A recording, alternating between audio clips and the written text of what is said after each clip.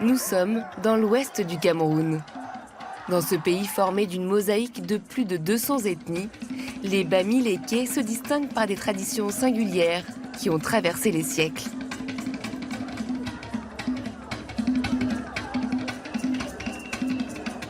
Un homme sans culture est considéré comme un arbre sans racines. Il est en perte de repère moral. Il faut avoir un repère. Et nous pensons que le Bamileke a un repère qui est sa culture.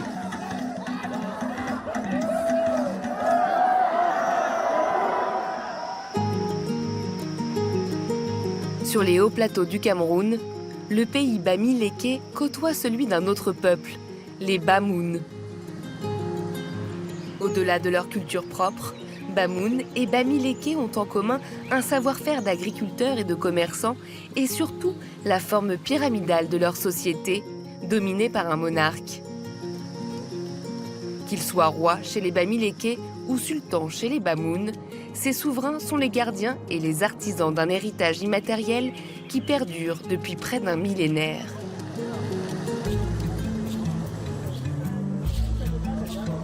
Cette région est appelée Grass Fields, car le sol y est fertile grâce à la proximité d'une chaîne de montagnes jalonnée de volcans comme le mont Cameroun.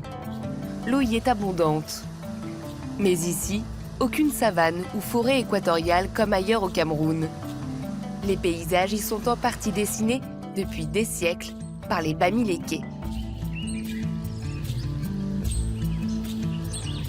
Selon l'histoire transmise oralement, leurs ancêtres se seraient établis après des décennies d'errance au XIIe siècle dans ces vallées verdoyantes qui se sont avérées être leur terre promise. Car les Bamileke seraient, dit-on ici, les descendants d'un peuple d'agriculteurs venus de Haute-Égypte. Ces Bamileke fuient la soumission à l'esclavage. Ils traversent le Soudan, ils traversent le Tchad. On ne saura jamais pourquoi ils ne se sont pas arrêtés en route. Ils arrivent et trouvent le terroir vide, c'est une forêt. Et qu'est-ce qu'ils font? Ils vont développer un art, une technique d'occupation du terrain en détruisant la forêt. Et ils vont créer des paysages, des bocages. Et ainsi de suite, chacun va délimiter son territoire selon ses moyens et selon les ententes. Et les balises que constitue l'arbre appelé Ntolele, qui est une borne de chez nous, vont nous aider donc à diviser, à compartimenter le terroir.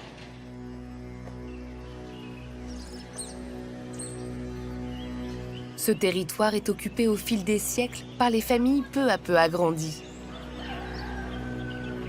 Du moins, les familles de notables. Car posséder une terre est un privilège réservé au clan du roi et à ses conseillers. Mais au sein même de la famille royale, un seul fils peut hériter. Les autres doivent quitter leur chefferie pour aller s'installer dans d'autres vallées ou même émigrer loin des terres de leurs ancêtres. Nous sommes d'une famille royale de Futuni, un village voisin. Bon, vous savez que les problèmes de succession, ça fait toujours problème ici chez les Bamileke. Mon grand-père a échoué la succession de la chefferie, on l'a installé ici. Nous sommes les petits-fils et descendants. C'est notre communauté ici, tous ces sommets-là. Voici ma parcelle, mon frère est en haut. Généralement, on vit de l'agriculture du sol. Quel que soit ce que vous faites, vous devez avoir une parcelle. C'est pourquoi les gens se battent dessus. Bon, et ce n'est pas n'importe qui a la terre, comme mon grand-père, comme vous voyez. Il a toute une montagne, parce qu'il a des descendants. On a une grande communauté. Bon, c'est pour ça. Donc, avoir même eu la concession de quelqu'un, ça se le distingue déjà. Dans la chefferie de Foto, comme dans la centaine de royaumes qui quadrillent aujourd'hui le pays Bamileke, le paysage est le reflet de cette hiérarchie sociale. Les gens du commun résident à l'écart du roi, tandis que les dignitaires s'arrogent les terres situées à proximité du palais royal. Palais qui, à Foto, domine le territoire depuis le sommet d'une colline. Le palais de Photo est similaire à toute résidence royale Bamileke. On y accède par une large porte ornée de pyramides qui symboliseraient les légendaires racines égyptiennes. Et au-dessus, 7 ou 9 cônes en fonction du nombre de notables qui conseillent le roi.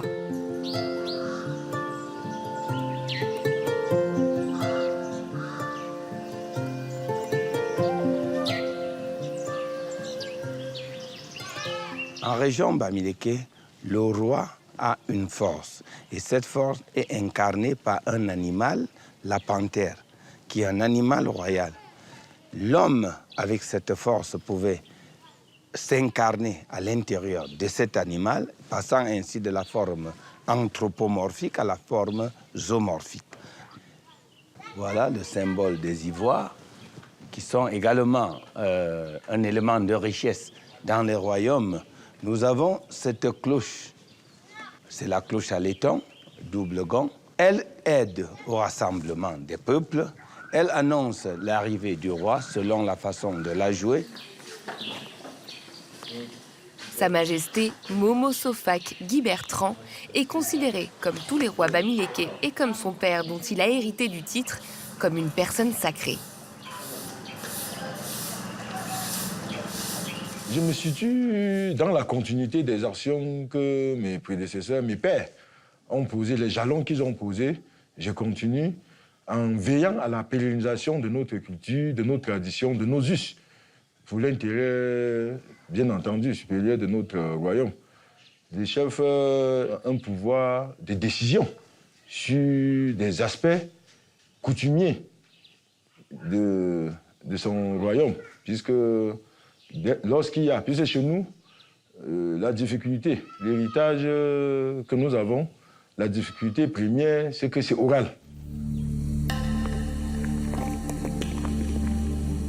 Pour montrer à quel point le roi incarne à lui seul les dogmes juridiques, politiques et religieux de son peuple, un buste de chacun de ses prédécesseurs a droit à sa case en raffia. En 1892, c'est le roi Nello qui s'assoit sur le trône. Or, durant cette période, les colons allemands s'emparent du territoire Bamileke et l'intègrent dans un ensemble plus vaste, appelé Cameroun. Nello fait partie des Bamileke qui s'illustrent par leur résistance aux colons. Il sera pendu en 1915. Mais tous les monarques n'ont pas adopté la même attitude face à la colonisation.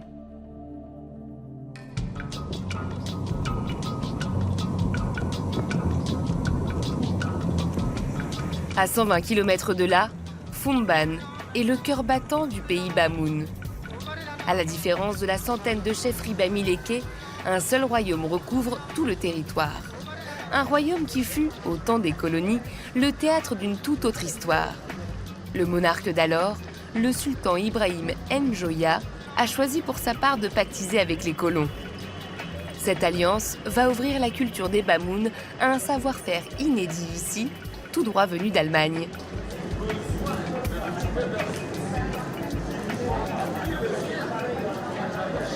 Nous sommes devant le palais du roi Njoya.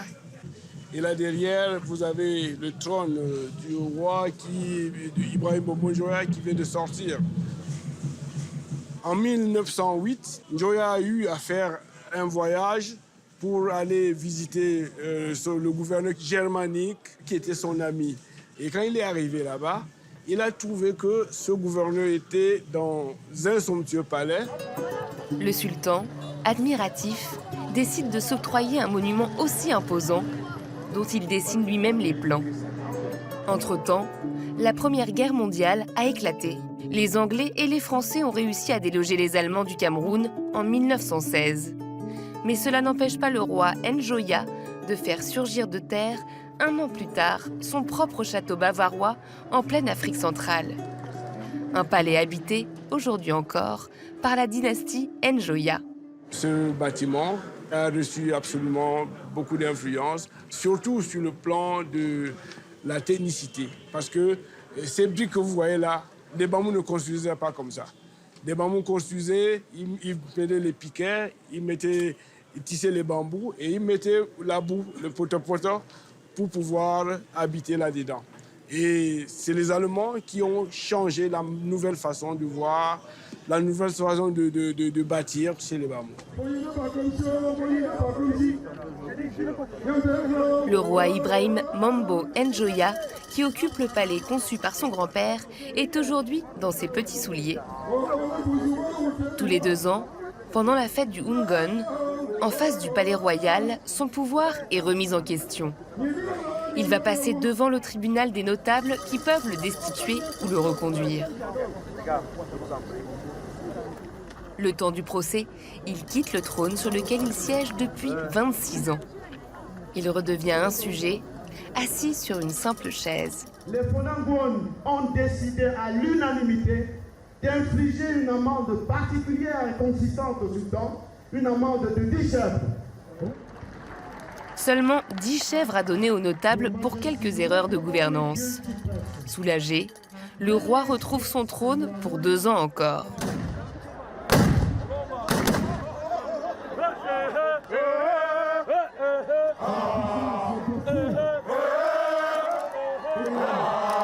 Pour ce moment essentiel qui consacre la culture bamoun, quelques représentants des chefferies bamilékées voisines sont même venus en délégation.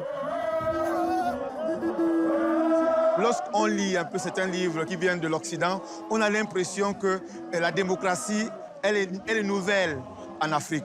Mais à travers le Ngon qu'on célèbre ici, on se rend bien compte que les peuples africains sont démocrates depuis les temps anciens.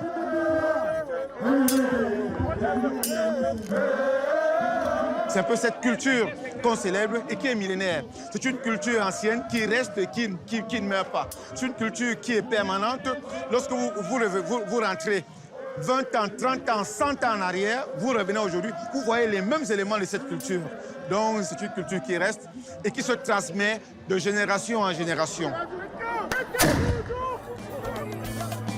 Cette culture, si profondément ancrée chez les Bamoun comme chez les Bamilékés, a perduré tout au long du XXe siècle, malgré les migrations qui les ont parfois dispersés jusqu'à la capitale, Yaoundé, et même au-delà, jusqu'en Europe et en Amérique. L'organisation en un royaume unique ou en multiples chefferies forme la trame de ce sentiment d'unité qui les relie par-delà les distances et les frontières, depuis leur berceau des hauts plateaux du Cameroun.